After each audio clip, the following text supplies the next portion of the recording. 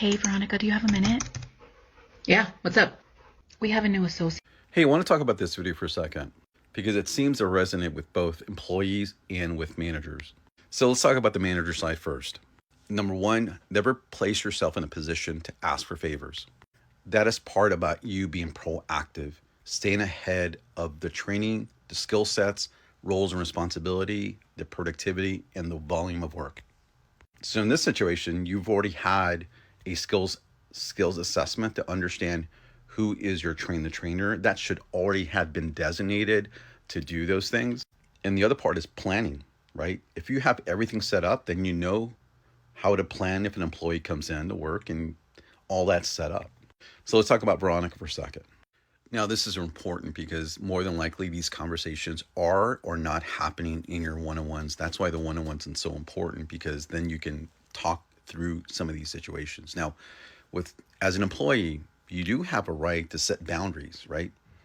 And here's what I mean is that if you feel that that work or that assignment is out of your scope of work, you can talk about it and say, hey, how is this work related to what I'm doing with my roles and responsibility? Right? That's part of the conversation. And sometimes you've got to set boundaries to expose bad behavior, because if you have a manager that is doing that, that's bad behavior for the manager to ask for favors. Everything should be, it's a business. You're running a business.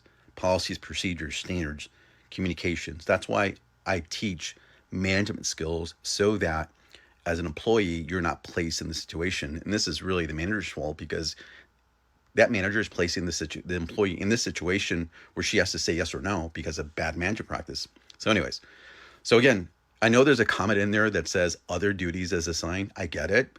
But as a manager, you've got to build a relationship. If you're not doing that, then the employee has every right to say, hold on for a second. How is this part of my roles and responsibility primarily? And the manager can't default to other duties as assigned every single time. Like, just because I tell you you're going to do it. No. At some point, you've got to set boundaries around the work that I'm doing and other stuff that my managers keeps telling me. And if that's the case, I guess it's once or twice I get it. But at some point, you're going to have that one-on-one as an employee, schedule and talk to your boss about that. Like, you've asked me 10 favors this time that's out of my scope. How is that helping me? How is that helping the organization out overall? If there's a lot of conversation needs to happen with this situation. So, and again, if you want to learn more, please like, follow, and share, and save this video for later.